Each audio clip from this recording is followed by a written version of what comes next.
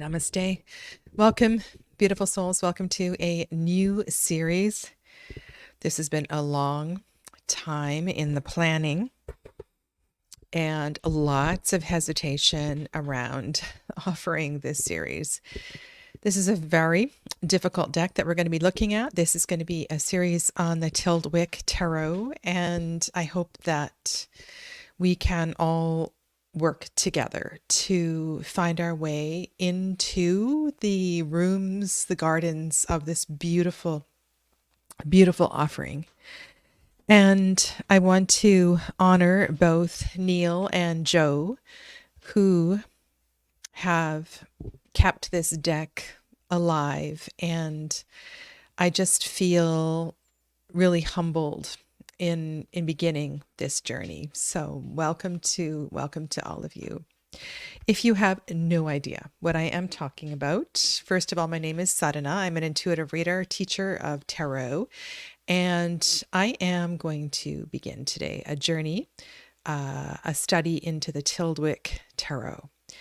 And this particular deck has been around for some time. I will get into the background story and the history in the next episode. But it is a journey of interior and exterior landscapes. And this tarot deck, actually, I want to get right into the cards and just begin our journey here. Hi, Aria. Welcome. I thought today what we could do is go through the deck suit by suit and look at the cards that are outside as opposed to inside. Now, when we are looking at a deck that is that represents interior and exterior landscapes, and many decks do that. You know, this is not unique to this deck. There are other decks where you have some of the images indoors and others outdoors. But there are no humans in this deck. There are statues.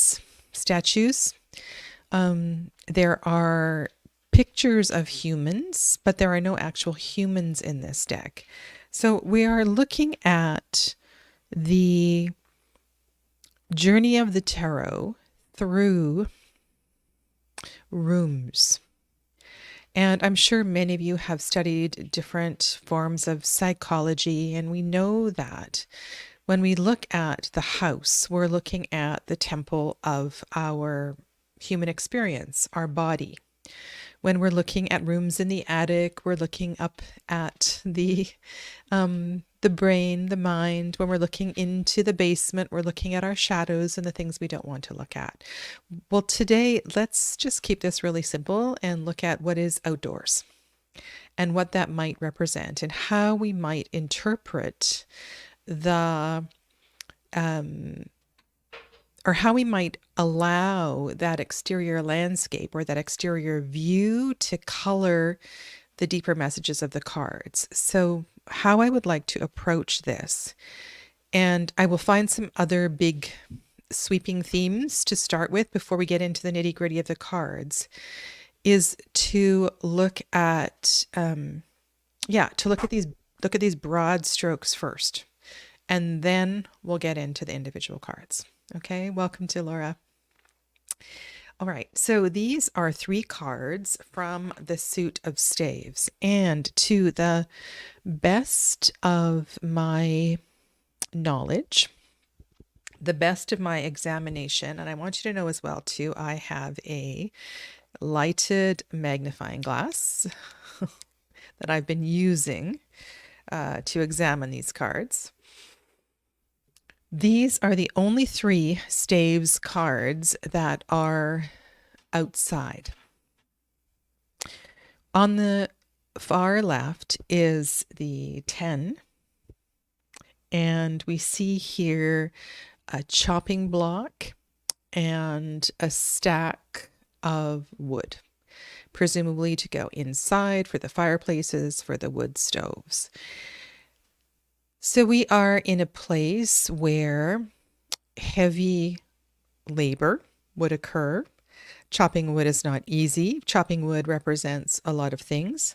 It is a it's a beautiful metaphor, actually, and I'm really looking forward to getting into this card. So this is the only minor that is outside.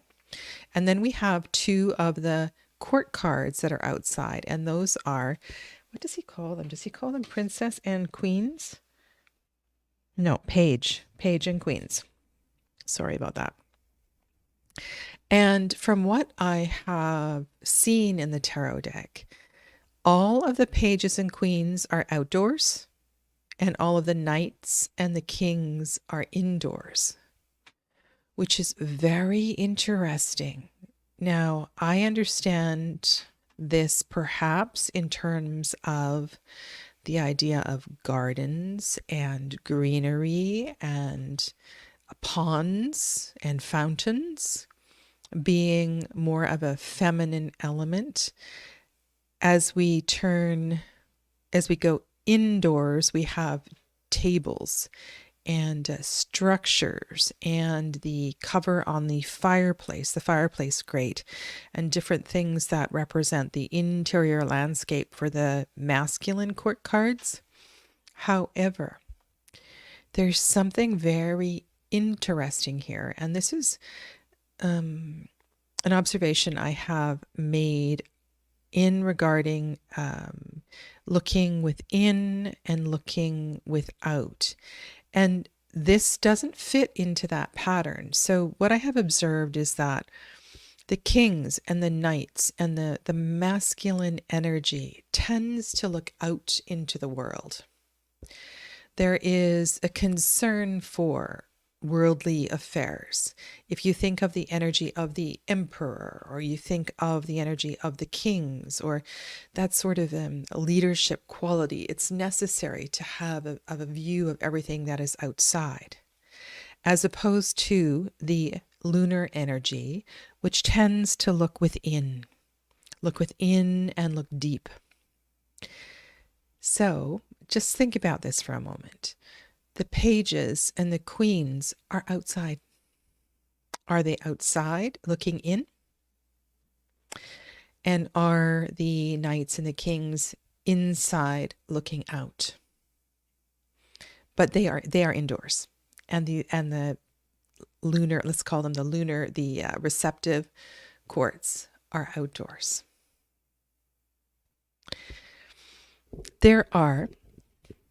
So these are the three stave cards that are outdoors. Okay. And if you find others, please let me know. Let's do the minor arcana first. Uh-oh, I've mixed up my piles. Just one moment here. All right. In the suit of cups, I have found 1, 2, 3, 4, 5, 6, 7 cards that are outdoors. And again, here is the queen and the princess. So they are both outdoors. And if we will compare them eventually, they are a different part of the garden. This must be quite, if you imagine the Tyldwick as part of one enormous estate property, and we have 4 queens and 4 pages, and they all are from a different part of the garden.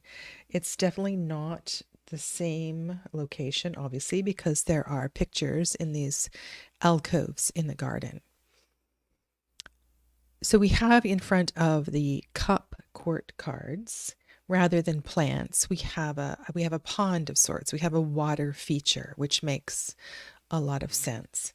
And then the other water cards. So let's start with the 2 and the 3.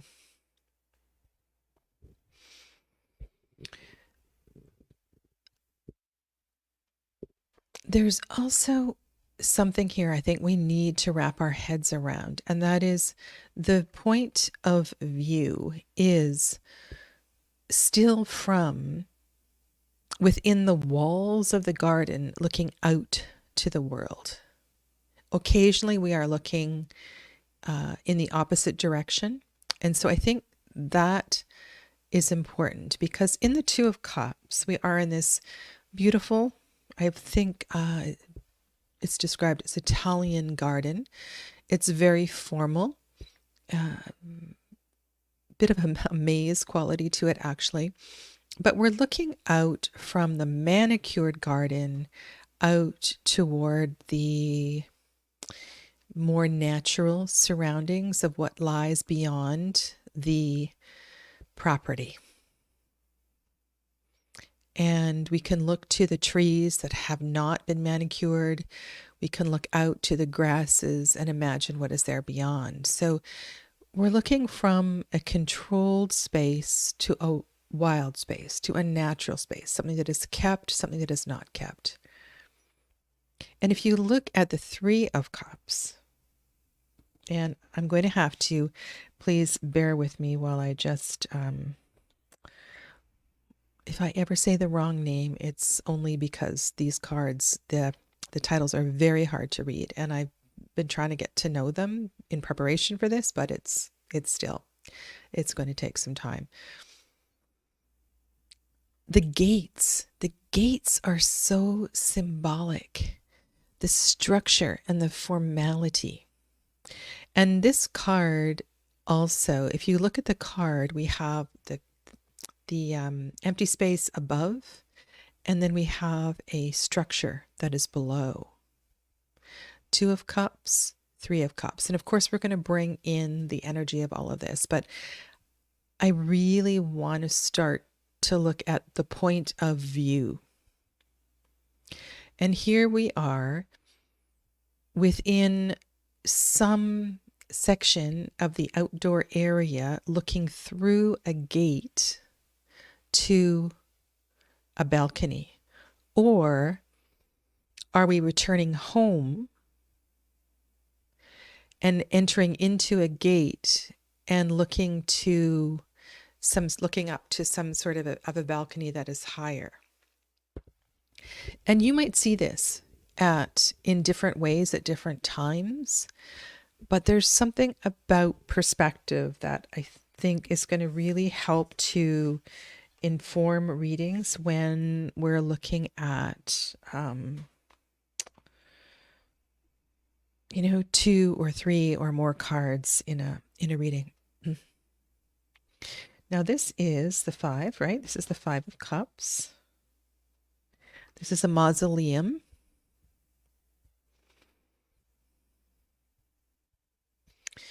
And there is a pond. It is, I imagine there are, it's autumn, it's late autumn, it's dreary. I imagine cracks in the structure. There may be some stagnant water as well too. This could be in a Halloween deck, it could be a haunted scene. And so where would the mausoleum be on the property? What if you were to take your tarot journal and to draw a map of the Tyldwick Tarot? What if you were just to imagine that? Where all of these views were, and to start to observe if there are repeating balconies. Do we ever see the same place more than once? Like when we're working with Pamela Coleman Smith's artwork. I'm sure many of you have read Secrets of the Waite Smith. And there's a beautiful landscape painting in that book that it's small. We can't see too many details of it, but the theory is that this landscape painting inspired the landscape of the Waite Smith deck. And within this painting, we can imagine, or we can see, all of the backgrounds that are in the deck. And so I wonder if we could imagine a landscape painting, or a map of this whole picture. So where would the mausoleum be on the property? Now we know that this property is close to the sea because we do see the sea. Or I imagine we see the sea in this picture, and I believe in this one we do. This is the 1, 2, 3, the 6 of Cups. It's really something to look at these images with a magnifying glass, because you can see things differently than you can even, unless you have really great eyes. So here we are on a balcony looking out to the ocean. So we are outdoors. We are on a balcony, however. We haven't left the physical building, looking out to the sea. The sea has an energy of that negative ion kind of energy, right? It has a melancholiness to it. It creates all kinds of emotions to arise. So there is that component. And I think as well, too, when we're looking at the deck, if we look to contained water versus flowing water, I know we also have cards in this deck where the water has dried up. So that's important as well, too. Now, I included this card as an outdoor landscape. I believe this is an abandoned garden shed, or you could imagine this was somewhere on the property that hadn't been cared for. And we have some broken pots, perhaps other gardening implements as well too. Has this just been left from one season, or has this been here for years? And this is the 8 of Cups. And so you can feel the, I don't know what words to put here. Like it's almost like when you know that feeling when you go back somewhere that you loved, you had a tremendous memory of, and it's never quite the same. I know in the 8 of Cups, we're going in the other direction, but this to me feels like I've gone home and it's not the same as I remember it. It's older, it's more broken, it has not been cared for. And so I think this is a really powerful reflection to take into this 8 of Cups. But the perspective here is, okay, we're outdoors. We're not within the walls of the house. So this is already taking us in the 8 of Cups a step out of the containment of the experience within the house that encouraged us to leave in the first place. Okay, so those are from what I can figure out, the outdoor cup cards. So in the suit of swords, I found 5. And again, princess and queen, page and queen are outside. And we'll compare and contrast all of those. And then this is really quite something. These are very challenging outdoor scapes. Okay, so not only on this property,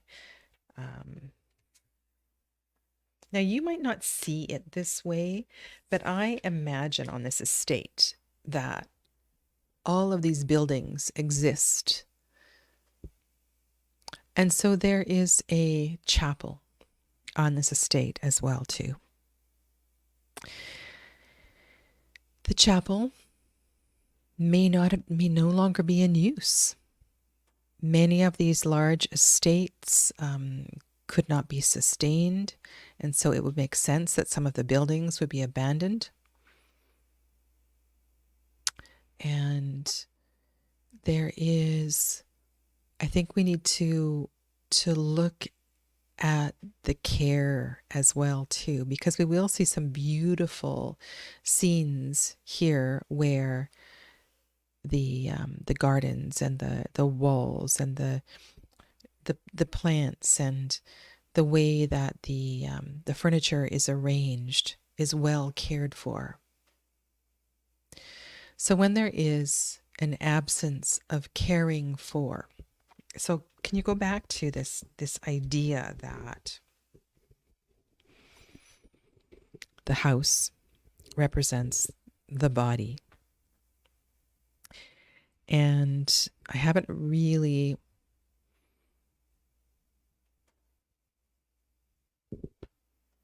what I wanted to say was I don't have a clear description of what the outdoor cards represent as opposed to the inside cards. The inside cards would be energies that we contain.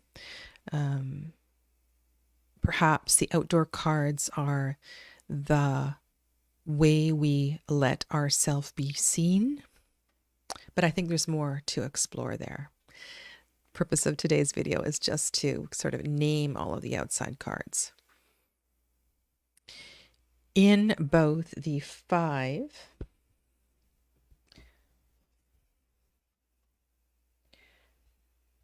this is the 3 of Swords, and I think this is the 5 of Swords. Yes, the 3, the 5, and the 8. The 3, the 5, and the 8 of Swords.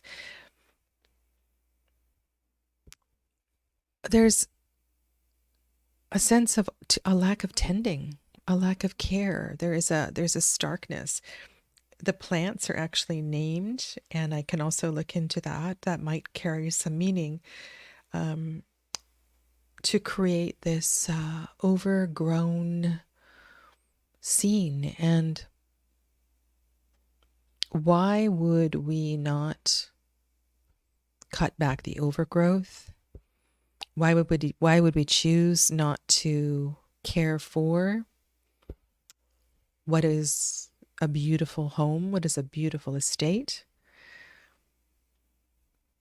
I want to come back to this, but it's really important, especially if you're using this deck for your own journey, for your own self-awareness.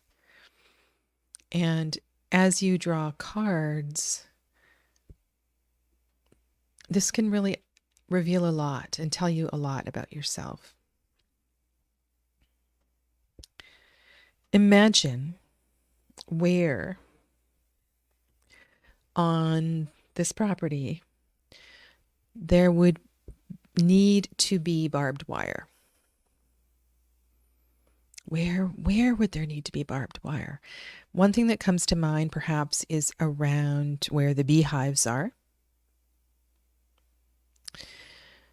Does this property border some sort of, does it border, I honestly don't know, like, why would there need to be barbed wire on this beautiful estate? Beehives is the only thing that comes to mind. Now, beehives, a suit of swords, that makes sense. The buzzing sounds, the noise. And perhaps, of course, this isn't literal barbed wire, but it is perceived barbed wire. These could be horizontal cracks in the wall. You know, there's different ways to perceive this. Are you trying to get in or are you trying to get out? Which way are you going?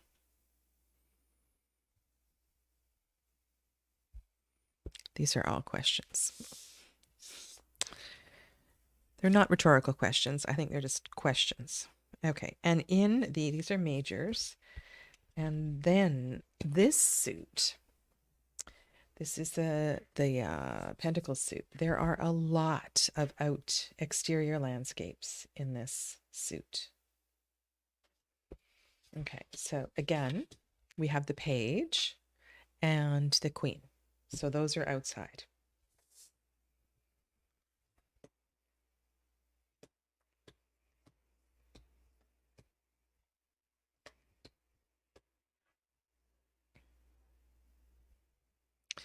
In a way, it makes sense that the suit of Pentacles is outdoors primarily. Outdoors being nature, And yet, at the same time, we could look at this and say, wow, well, Pentacles is about stuff. It's about the furniture, it's about matter, it's about all the things that we own and we have made and all of that. But that's not the case here. So we start with the Two of Coins, which has some sort of a pulley. There's some plants that are outside. These are living plants. Obviously, these plants have been watered. They've been cared for.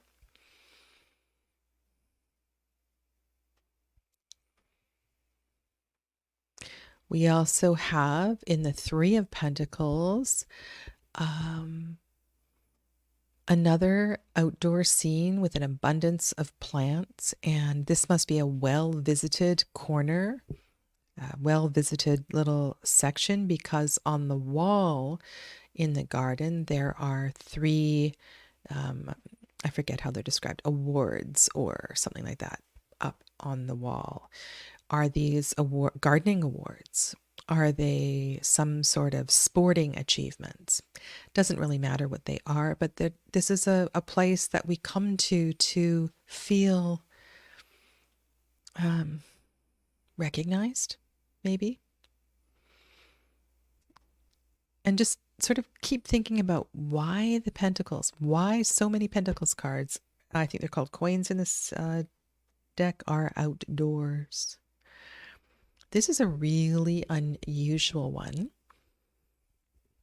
And this is the Four of Coins.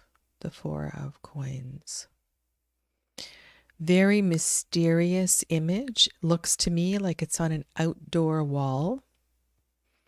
You may disagree. Now, indoors, you may see this in a kitchen area. There may be rough stone in an entry alcove. You may have interior sort of foyer kind of areas where there is rough stone. So take your time in deciding whether this is an interior or an exterior landscape. Would it even be possible to have a painting like this outside? So this one might have to go in the other group.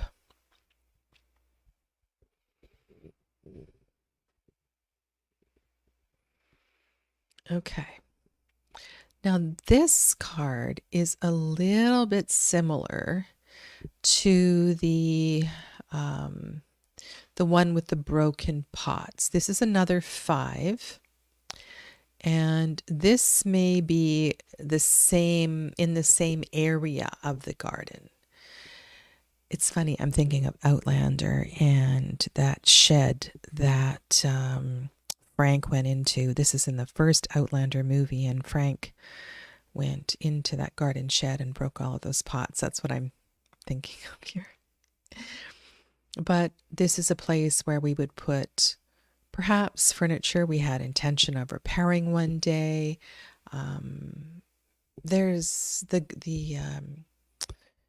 you can see overhead that it's not really a maintained area of the garden. I wonder, here's another thought I just had. I wonder if at one time this was where someone wandered to sit alone. In a way, it looks to me like those chairs used to be occupied, and now they are empty. So there's a kind of a haunting energy to this particular card.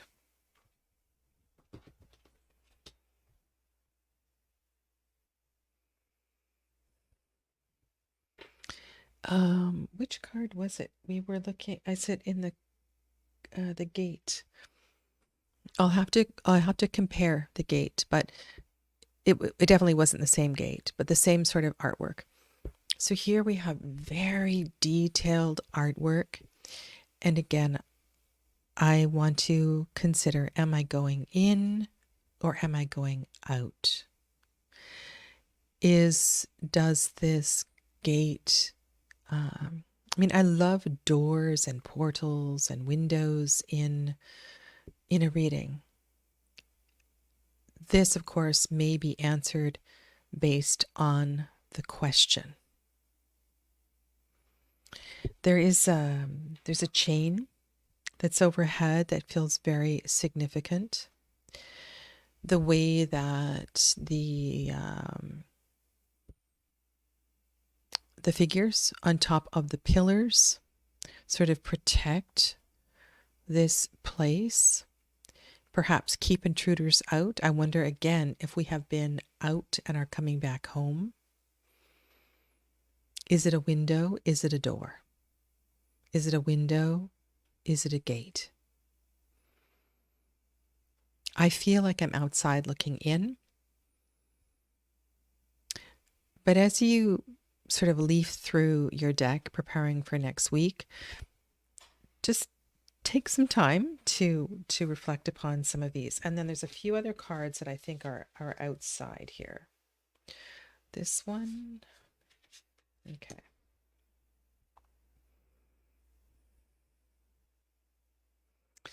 Let's go to this one first.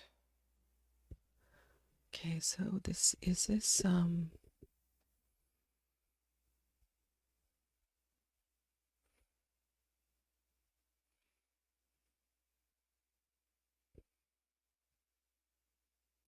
very hard to see what's going on in this card.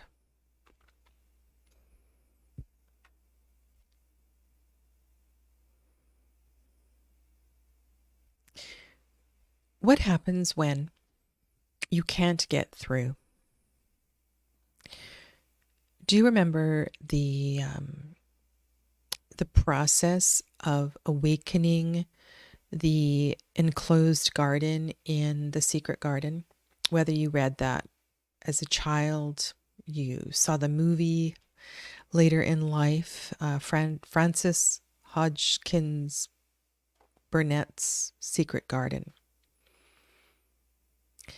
And it took quite an effort to open that door, to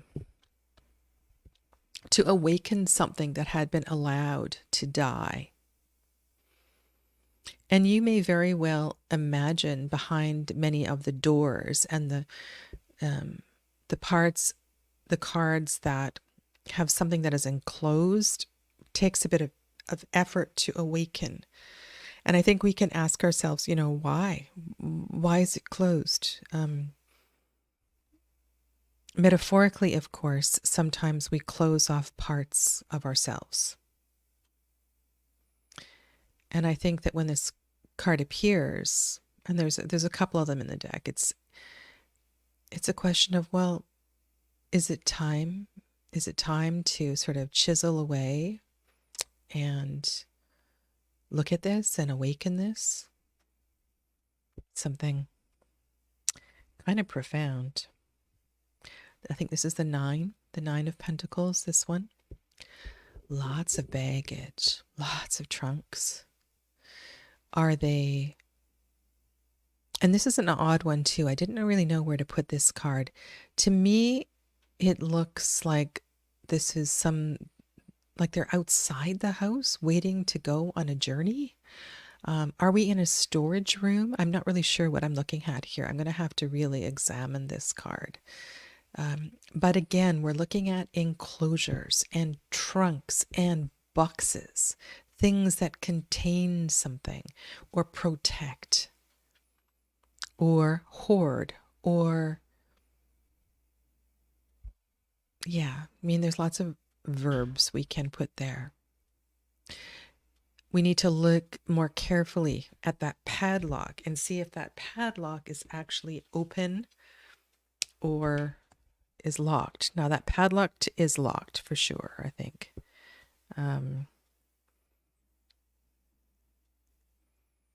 Yeah. Oh, so many amazing little details in these cards. And we'll get to these. We'll get to all the details. Don't you worry. I'm in no rush to get through this deck. So lots of questions. And then lastly, in this suit, we have the 10.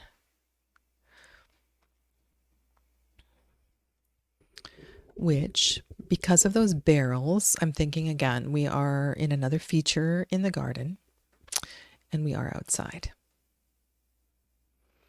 So, journal question for this week is, what is the prevalent energy of outside? Does it matter if I'm outside looking in or I'm within the garden looking beyond the estate?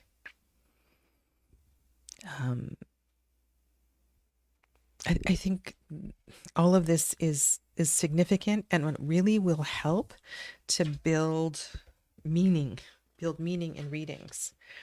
And then as far as the majors go, there's I found only 5 majors that are outside. Empress, which makes sense. This is a very gloomy sort of Empress card. This is the Hermit. The Hermit again is in a part of the garden. Now this fountain is dried up. There's no water in this fountain. And the color is quite eerie. I'm rereading. Actually, no, the color was blue, not red. I was going to say I'm rereading the Outlander books, and there's a color. There's a kind of small flower that grows where there are dead bodies on the battlefield, but it was blue, not red. So there's something to the red here, and I'd like you to sit and really think about what this red represents. Is it lighting? Is it a reflection? Is it a different color of rock, different color of dirt that created the walls? So Empress, Hermit, Wheel,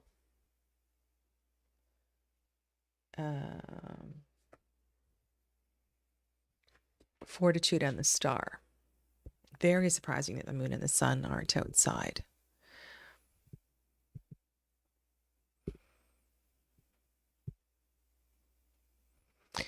So what's with all these alcoves outside? It's almost as if around the whole estate, every wall, or I don't know if if you could imagine, these are all little sections within enclosed gardens. Do they touch up against the house itself? And if they do, what room might they butt up against?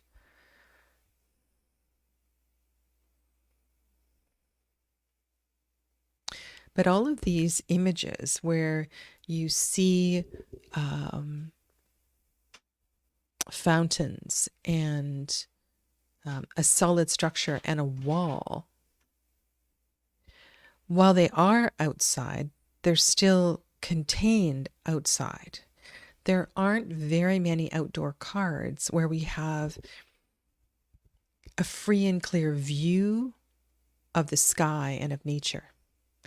And there were the 2 cards in the Suit of Water, and not too many others where we're actually free.